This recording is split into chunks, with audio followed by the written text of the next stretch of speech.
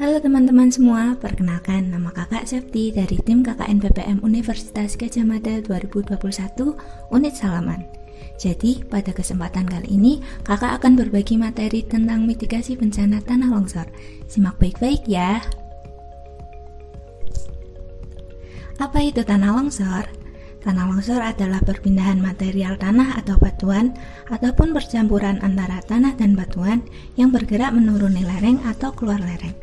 Tanah longsor dapat terjadi karena terganggunya kestabilan tanah.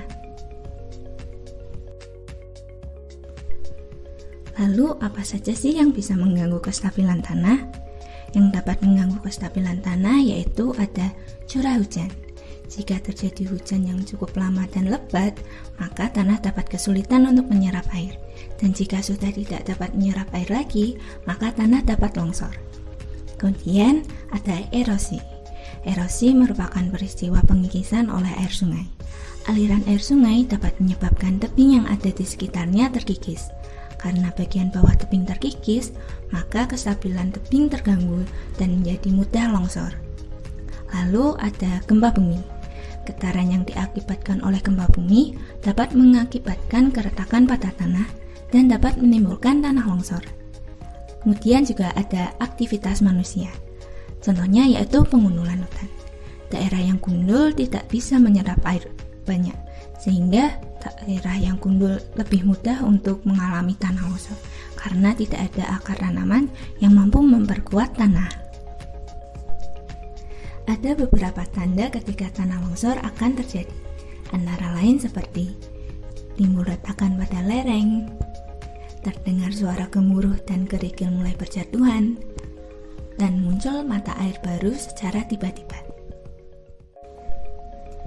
Tahukah kalian ada beberapa hal yang dapat dilakukan untuk mencegah bencana tanah longsor atau mengurangi kerugian akibat tanah longsor?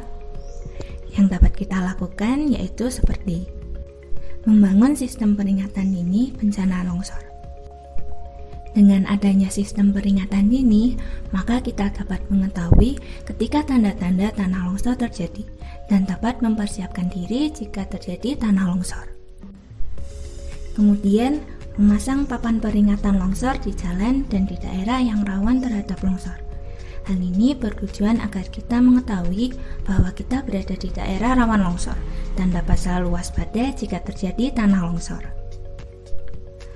Lalu melakukan simulasi bencana. Hal ini dilakukan supaya kita dapat lebih siap dan mengetahui apa saja yang perlu kita lakukan ketika tanah longsor terjadi. Lalu kita juga dapat melakukan penanaman tanaman penahan longsor pada area yang gundul dan memiliki lereng yang curam.